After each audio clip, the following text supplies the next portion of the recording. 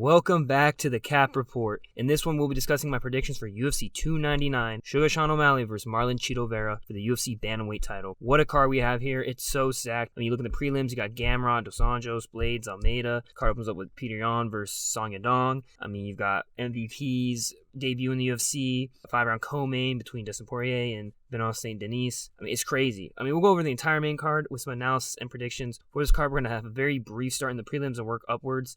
And there will be timestamps in the description. So as I said, we're going to start in the prelims, but it's going to be very brief, just the fight and my quick thoughts and who's going to win. Opening up with Pedro Munoz versus Kyler Phillips. This is a tough one for me. Munoz is dropping down in competition quite a bit, and he could control the octagon in this one, but he's just getting up there in age. I think that Kyler Phillips can control the range and get a decision win.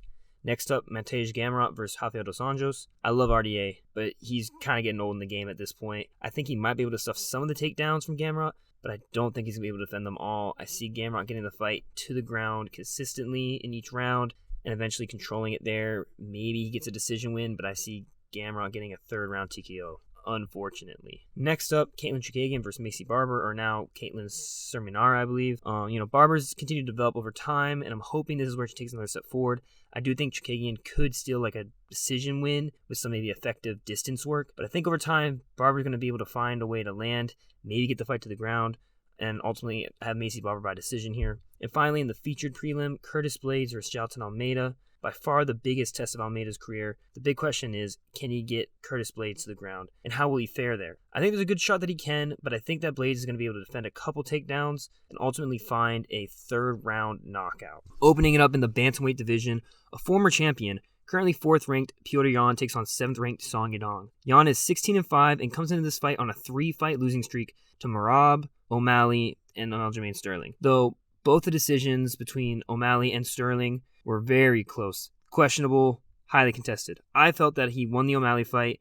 The Sterling fight, I can see how he lost, though I do think there's an argument for him to have won that one too.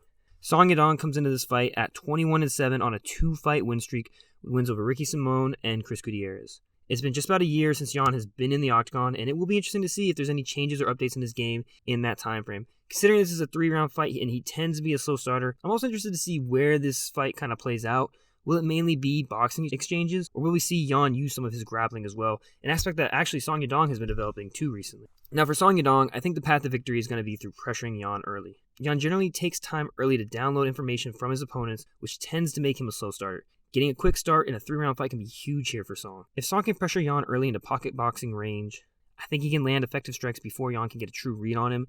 Things will get a little trickier later into the fight, but ideally by throwing off Yan's ability to make reads, it could slow him down and make him less effective even into the 2nd round or the 3rd round. Now for Yan, I do think he will have to start faster than usual. I think this is a 3-round fight, but I think with an effective mix of his striking and grappling, he can be very effective in this fight. Song is looking to box, so I think mixing in some of Yan's throws and trips could create opportunities to get Song out of his comfort zone and create an extra dynamic to the striking. I think the added element could give Yan the advantage over Song's boxing ability. I don't see this fight likely ending in a finish for either of these guys. Maybe if Yan is able to get the fight to the ground and implement ground and pound, he could find a finish. I think it's a pretty close fight. The odds aren't too far off that mark. Yan is a -135 favorite. Song, a +114 underdog. And I think that Yan will start out slow, lose the close first round, but using those reads to win the second and mixing in his grappling to win and pull away with the decision.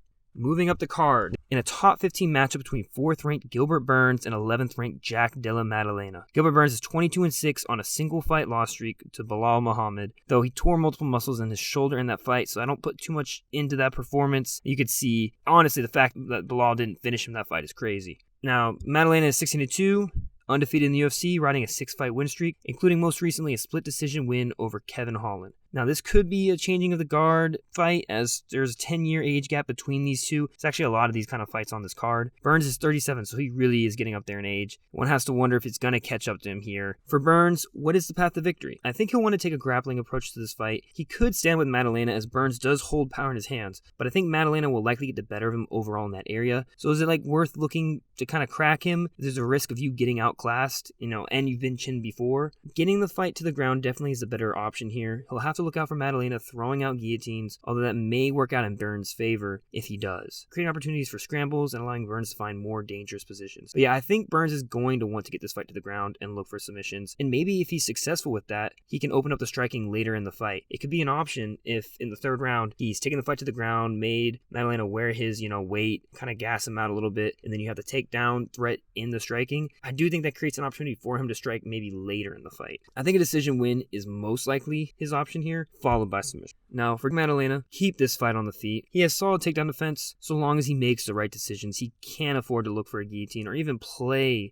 for position if the fight hits the ground. Just get to the feet. Burns is crazy BJJ level. He'd be better off just keeping the fight standing. He's got great power and combinations, and I think if he can get into exchanges with Burns, I think he can find a knockout. I think a decision is a possible path here too if he can defend a couple takedowns and keep the fight standing. I think that he's looking for a knockout for his path to victory here. And so I feel like there's a lot more unknown to this fight than is often said. Simply for me, what do you expect from Gilbert Burns coming off a major injury and a lot of time off at such an age? Burns sits at a plus 100 underdog and Maddalena at a minus 120 favorite. I don't think these are bad numbers. As much as I hate to say it, I think Maddalena finds a finish here. I'm just concerned about the age of Burns coupled with coming off that long layoff with the injury. It's just like a, perfect storm to not have the best return. I'm going Maddalena by second round knockout. So now we move up a weight class to the middleweights where 13th ranked Kevin Holland welcomes Michael Venom Page to the UFC. Holland is 25-10, looking to rebound from a loss to Jack Della Maddalena, and Page is 21-2, his last fight a win over a year ago in Bellator. Now this is an interesting one. These are both guys who are used to using their range to their advantage, but in this case they're basically the same size. This is a step up in competition for MVP as well, but I do think he's going to be okay in that regard. I mean, look how Michael Chandler had success moving over to the promotions, but then again, I think Bellator's lightweight division was a lot stronger, but I think Holland can stand up with MVP, but I do think there's openings for him to use his grappling as well. Don't think we're going to see that, but the opening is there. That being said, MVP does have great anti-wrestling striking. His flying knees are crazy. I don't think we're going to see Holland use the grappling. I think Holland can win here with volume, so long as he doesn't overextend or fall into any traps. I do think a decision or even a knockout's possible here, depending how things play out. For Michael Venom Page, I think he can fight his usual style, although he won't have an opponent who has to overextend to reach him, which I think really helps him with a lot of his knockouts. I think he's still going to be able to set up traps to put Holland in, as Holland does not have the best fight IQ. He's one who's there to stand and bang and put on a show, and I think that's going to not always work in Holland's favor. Now, Holland's decent favor here, minus 145, Page a plus 110 underdog, and I'd maybe even put it a little more even, but I think these are solid odds. I think it's going to be an interesting striking matchup, and I think Holland's going to get the better early on until he walks onto something from MVP.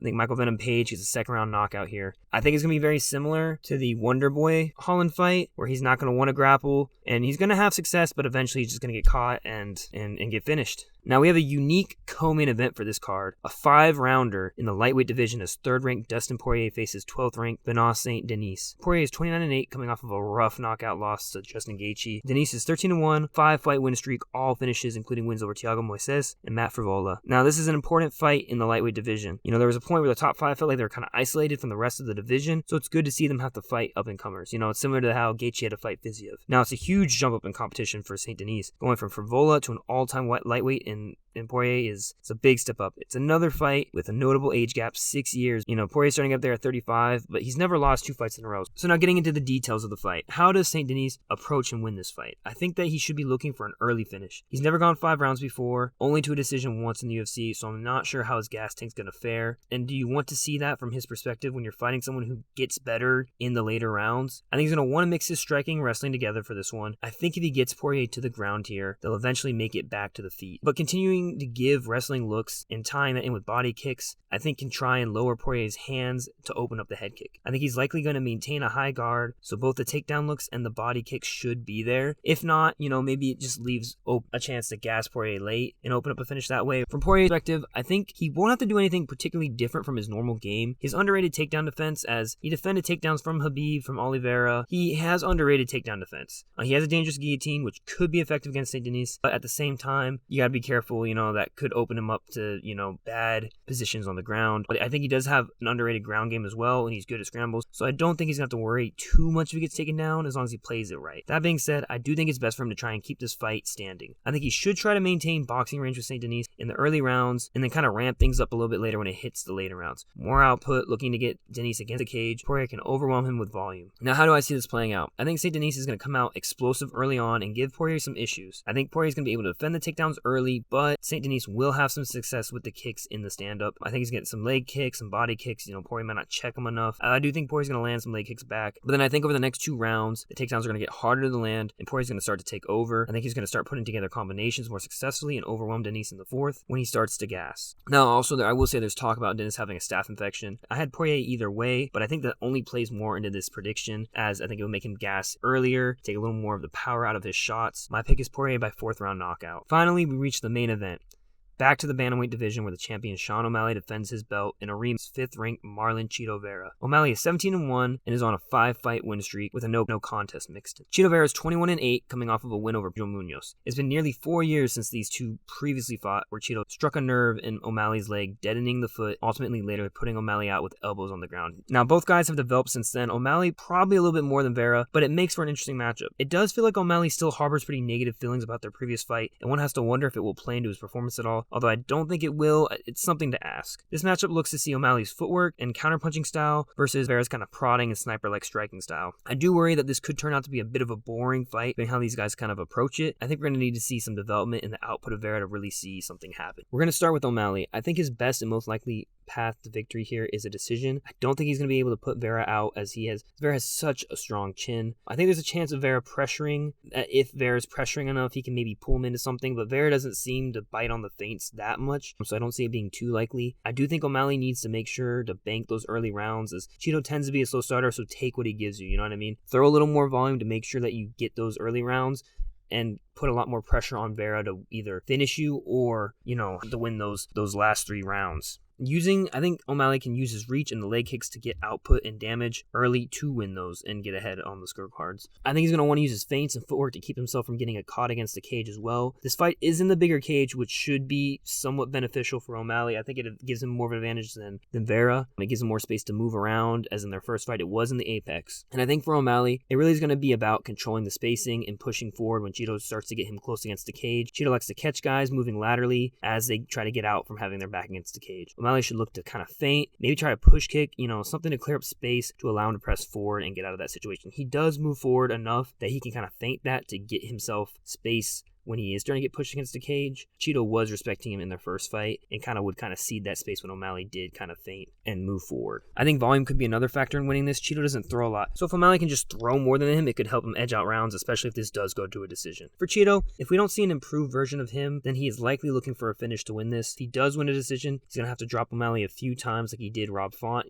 steal rounds that way. Maybe O'Malley lands volume, but Vera drops him, or Vera rocks him, and kind of takes him around that way just through damage. To win this, Chito is going to need to be a little more pressuring and offensive than he usually is. He'll have to be careful because pressuring will play into O'Malley's counters, and because of the range and whatnot. But I don't think that he can wait and let O'Malley win rounds off of ranged attacks. He's going to have to rely on his chin to get inside and damage O'Malley, because Chito takes shots really well. He has such a good chin, and I think that he can take shots from O'Malley while moving inside, and I think that he can land heavier shots once he gets inside. So, it's almost like a take a shot to give a shot, and banking on that you can land heavier than he can. It's kind of like what Jan does. Alternatively, if he can push O'Malley to move around a lot early, he might be able to give him the gas in the championship rounds. We haven't seen O'Malley go 5 rounds. Chito's done it a couple times, and I do think he's going to be able, and if he can get him the gas in those later rounds, he could create more openings for Chito to catch him. I think he's going to be able to push O'Malley to having his back against the cage, but he's got to take advantage of the situations. There was plenty points where O'Malley kind of got out of it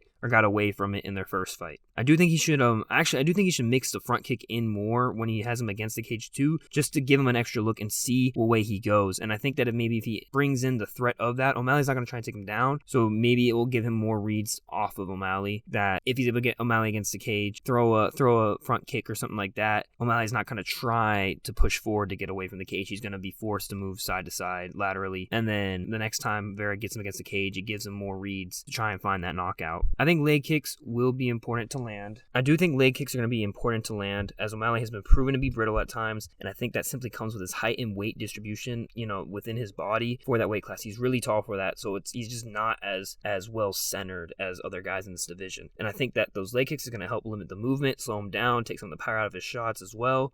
You know what I mean? I think that all kind of plays into Cheeto's hand if he's able to get the fight to the later rounds. Now, how do I see this fight playing out? I do think it's going to be a slow fight with O'Malley moving around a lot and likely throwing more feints than he lands shots. I think you'll see a lot of leg kicks from both as well. I think O'Malley will kind of cruise, winning the first 2 rounds, and I think Vera's going to pick things up a bit from there. I think Cheeto's going to struggle to get O'Malley against the cage. I think it'll happen here and there. I think he'll rock him once or twice, but not quite get him out of there. I see it being an O'Malley 49-46 win by decision. I really want Vera to win this fight. I want Vera to win this fight so bad. I'm not an O'Malley guy, but I can't be biased. I just think that stylistically, O'Malley matches up well against Vera enough that he's not. I don't think O'Malley can finish him, but I think that he can win on points. It's going to be a very Adesanya-like performance. So with that being said, we have reached the end of the video. Feel free to leave a like, subscribe, any of that kind of stuff if y'all enjoyed. As always, I appreciate all the views and everything. Feel free to leave your thoughts in the comments, who you have in the fights, if you have any thoughts on my picks. And with that being said, this has been the Cap Report.